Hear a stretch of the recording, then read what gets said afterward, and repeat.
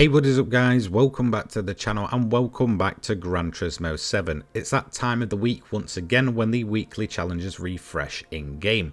Now last week was a rather decent week. It was overall a fairly short one, and in terms of the rewards it was probably the best one of the bunch with the free 6-star car roulette ticket reward. This week it is purely monetary gain. You can earn over 1 million credits relatively easy with this week's weekly challenges. So as usual, let's head in and take a look what's in store for us this week. As you can see, the first event of the bunch is Tokyo Expressway Central Clockwise with the Japanese FR Challenge 450. Then we head to one of the update 1.46 events, this time at Trial Mountain Circuit Reverse for the American FR Challenge 550. We then have another special event, this time for the Lamborghini Urus 1 make at Lake Louise long track. Again, in terms of this event, I'm not too much of a fan of it. I do find that the Urus, especially on the snow, is absolutely terrible. Then we have Suzuka Circuit with Race of the Turbo Sports Cars, a bit of a challenging event because it is very randomized in terms of, you getting weather or not, so you'll need to be quite careful with that one. Then we have the WTC 800 at Lake Maggiore full course. In terms of the rewards, as you can see, for one event it's 100,000 credits, for 3 events it's 200,000 credits, and for 5 events it's 500,000 credits in typical fashion. In terms of the overall events, they're relatively short this week, so it shouldn't take you too much time and you can net yourself way over 1 million credits, especially if you're nailing those clean race bonuses. I'd certainly say in the typical fashion after the free car week, it's basically a bank booster this week. In terms of the events themselves, they're relatively short in overall length, so things like the first event, the second event, the third and even the fourth in a sense really aren't going to take you long to get done and completed, and you can pretty much go for some massively wacky builds to get them done even quicker. And even when it comes to the WTC 800 this week, it really won't take you long to get it done. So let's head into event number 1 this week, the Japanese FR Challenge 450 at Tokyo Expressway Central Clockwise. This is a 2-lap sprint event. I believe it is one of the beginner events for the game overall. It's a day 1 event, so let's head in and go and get this one done. Now again, I'm going to try and keep to the recommended PP rating for these events, and I'm going to have it on the hardest difficulty to at least try and give myself a bit of a challenge. But in terms of a PP limit event for this one, there is none at all. It is just purely a recommendation. It's not limited, so feel free to basically use the fastest car possible, and you'll probably get this one done in half the time I'm doing here. So I used one of the RX-7s. This is the RX-7 Savannah. In terms of the AI themselves, they're really not that difficult, but there is a couple of cars you want to be looking out for, mainly the Sylvia K's Aero that you're seeing here. That car seems to be an absolute rocket ship in comparison to anything else that is out on the track. Again, the rest of them basically rolling roadblocks. They're really not too difficult to get past. As you can see, the Sylvia did make short work of me there in the corners. So again, in terms of the overall track layout, very much suiting that car, and it will quite easily get its way through the rest of the pack and up towards the front of the field relatively quickly. In terms of a single corner where the AI does have issues, it was that right-hander there. As you can see, they just slow down far too much, making them easy pickings once you start getting through that section. Again, with it only being 2 laps, you don't need to worry about tyres, fuel or anything like that. It's basically all turned off. And again, the PP limit is just a recommendation. It isn't an actual limit in place or enforced by Gran Turismo this time around. So feel free to pretty much use anything as long as it's a Japanese FR Challenge car. So in terms of positioning, we got a nice easy first place there, done and dusted. 15,000 credits with the clean race bonus, so a relatively low paying event overall. And in terms of the first credit reward, it is going to be 100,000 credits on the ticket there. So with event number 1 done and dusted, let's move in to event number 2. This is one of the more recent additions to the game, coming with update 1.46, mainly around the Chevy Chevelle. This is the Trial Mountain Circuit Reverse for the American FR Challenge 550. Again, a typical sprint event taking upwards of around about 5 to 6 minute tops. Again, just like the 450 challenge, this one only has the recommendation. It's not an enforced PP limit, so you can go way above and beyond if you really want to. But once again, I'm going to try and keep to as much, of that recommendation as possible. So in terms of my car, I used a Camaro SS from 2016, and in terms of the AI that we're up against, well, obviously we don't have to worry about tyres or fuel, so we don't need to consider that, but there is a few cars to watch out for, mainly the Viper GTS from 2002. Whilst it does start towards the back of the pack with you, it will quite quickly make its way through the rest of them. A lot of these cars are classic American muscle cars, and they don't really stand a chance in terms of overall pace, so the Viper will shift up through the grid as it goes on. The other car to look out for was the Sierra RS 500 Cosworth. That thing, in terms of its overall pace, was absolutely rapid in comparison to absolutely everything else on the track. Even the Viper had zero chance against that thing. It pretty much gapped the field by a massive margin, meaning that although I'm very, very close to that 550 pp rating, I really had to push hard towards the end after the 3 laps were all said and done with. Again, in terms of the rest of the AI though, you should be getting past them all pretty much by the midpoint of lap 2 at the most.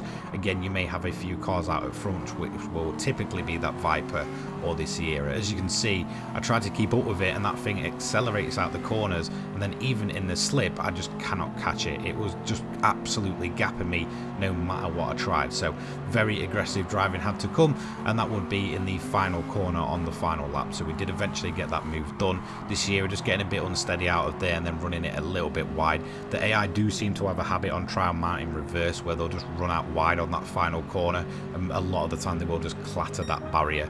So again, you can make up some relatively easy positions there.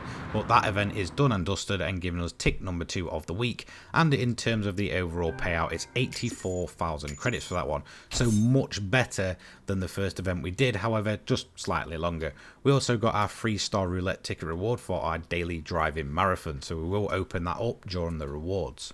So event number 3 is going to be another special event. In terms of the car, this time it's the Lamborghini Urus 1 make. I believe this has only turned up one previous time, which was on Fisherman's Ranch. In terms of this event though, it is taking place on the snow, so you will need those snow tyres. In terms of the AI that you're running against, they are pretty much all default. I don't believe a single one of them actually has upgrades on, so don't be too worried about the AI. As long as you've got the snow tyres on, you should be able to make short work of them. I've got a few upgrades on this Urus here, and I did manage to make very short work of them overall. In fact, it's the issue, I guess, with a lot of 1 makes and a lot of the dirt and sort of snow events, where the AI themselves are just very inconsistent or very, very slow. So they are just too easy. Again, it's just a shame really that they didn't focus too much on the sort of dirt and snow physics. While the snow does feel better, the Urus is absolutely terrible on the snow. It's really not any fun to drive. Again, something like the Jimny is just much better suited. I feel like the Urus has got too much power for the snow itself. And in terms of the AI, again, they're just so slow and clumsy that you should be able to get past them in an absolute breeze. Again, there is no PP limit here that's being enforced, so you can pretty much go wild. All you need is the Urus, a set of snow tyres, the rest is completely up to you. Again, not really mattering what difficulty you're going to put them on because of the inconsistency, so expect yourself to be moving through that grid with relative ease. You shouldn't have too much of a problem. A few things to look out for though is more the tight and twisty section towards the end of the lap. I did find that all the time there. My Urus was just becoming unstable no matter what I tried. Again, very clunky, very large, very big and heavy, so just be aware of that. That is probably the only thing you need to look out for. Again, because it is in sprint race fashion, we don't need to worry about tyres or fuel either. Again, you should get this one done and dusted with relative ease, and that is going to be tick number 3 for the week for us, and this is going to reward us with our second reward. Now, in terms of the payout, it is very, very low. It's at 50,000 credits without the clean race bonus, and I'm assuming that most of us probably won't get it considering how clunky the Urus is on the snow. However, we are awarded with that 200,000 credit ticket for the 3 events. Now, probably my favourite event of the week is the Race of the Turbo Sports Cars at Suzuka Circuit. It's a bit of a weird one where it's in sprint race fashion, however there is variable weather at play and it is completely random. So I'm going to straight up say here, I do not recommend a racing compound of tyres, because as I quite found out the first time I ran it, if it does rain, which will probably stick around for a very long time, and you're on a dry racing compound, yeah, you can't go ahead and pit and get them changed off. It will just drive you through the pit lane and back out the other side. So just be aware of that. There is a PP limit enforced as well at 700 PP, so there is a lot of room for customization and performance options. I recommend a set of sports tyres. I wouldn't recommend going out on inters or wets or anything like that unless it is definitely raining that first try.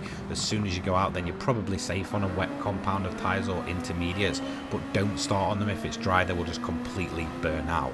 So don't go for racing.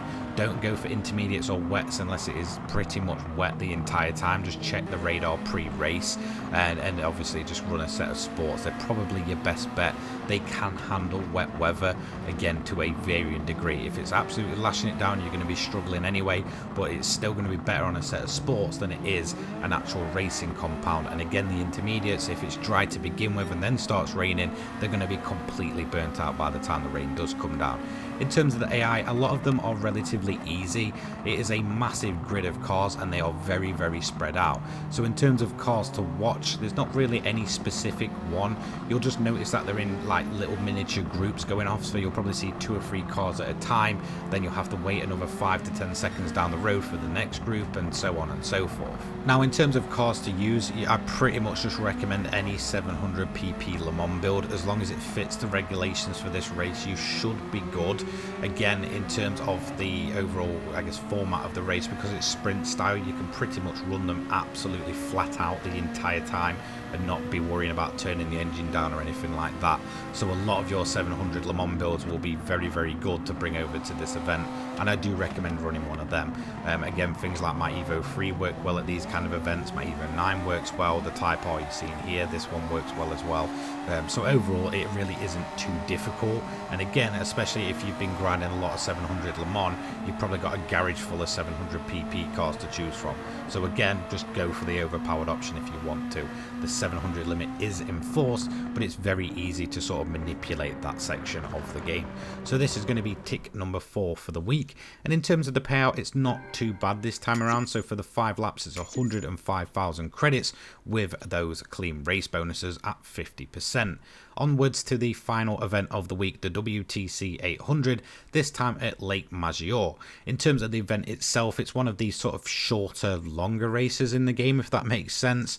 Again, tyre wear is going to be enabled, fuel usage again, and pretty much it is very easy to abuse that 800 PP limit. If you've got a grind car for Sardinia or Spa, it'll work well here. For me, I went for a completely different strategy this time around, just to have an excuse to use a livery I made for the AMG GTR. So I went for a road car on racing soft, basically fully upgraded, and just turned the engine down. Now to begin with, you may notice that your fuel is going to be very, very high in terms of its usage. Don't worry, it will balance itself out. Even for road cars, again, you can pretty much easily squeeze 5 laps out, I guess a minimum really, without overdoing it. In terms of race cars, it can pretty much last the entire time if you're running fuel mix 6. Tyre usage is a little bit higher at this event, I did notice. It might just be the track layout itself, but it does have a tendency to chew out the softer compound of tyres. So if you want to zero stop it and do no stops or anything like that, then I recommend kind of turning the fuel mix down a slight touch, but definitely running a set of hard. They should be good to the end, maybe even the mediums at a push, very, very car dependent. In terms of my strategy, I just wanted to go for a, sprint race style. So I just turned the engine down on the road car, went for softs, and basically went for a one-stop strategy. In terms of the AI themselves, they will be pitting usually either 1, 2, or probably not necessarily 3 times, but a lot of the cars on the grid will pit twice. There probably is some one-stoppers, but they're very slow in terms of their overall pace and shouldn't be an issue. So if you do notice that the gap ahead of you is rather quite large towards the end, don't worry too much, as a lot of the cars will pit in on the end of lap 8 going on to lap 9. At this point, as you can see here, that is where we took the lead, and then it was just a case of just managing the fuel and the tyres and getting the car to the end. So really not too difficult. A lot of the cars on mixed strategies, but most of them pit in 2 times during this event. However, that is going to give us tick number 5 of the week. In terms of the credits, it's relatively low, so 168,000 without the clean race bonus, and And in terms of the 5th reward of the week, that is going to be the 500,000 credit ticket bonus. So let's have a look at the rewards for this week. This is our daily driving marathon reward, which was unfortunately a 3-star ticket. Now there's some decent rewards on here, mainly the Subaru, the Civic and the 100,000 credits, but as always we're going to get the low reward of 10,000 credits. So pretty much not worth my time, but does give us a tiny little credit boost. In terms of the other ones, it's 100,000 credits to add on to the account, 200,000 credits, and then obviously the big one for the week, which is 500,000 credits. So we're going to add that on. It's going to take our total up to 36 million credits. So there we go, that's this week's weekly events. Again, not too bad, pure monetary gain. I'm sure we'll probably get the even weaker week next week, where it'll probably be a bunch of pot tickets and lower monetary game rewards, unfortunately. So we've had 2 decent weeks on the trot. It will probably go even more downhill next week. Anyway, let me know what you think of these events this week. Big thank you to all of my channel members, and a big thank you to you guys watching at home. Take care, guys. Peace.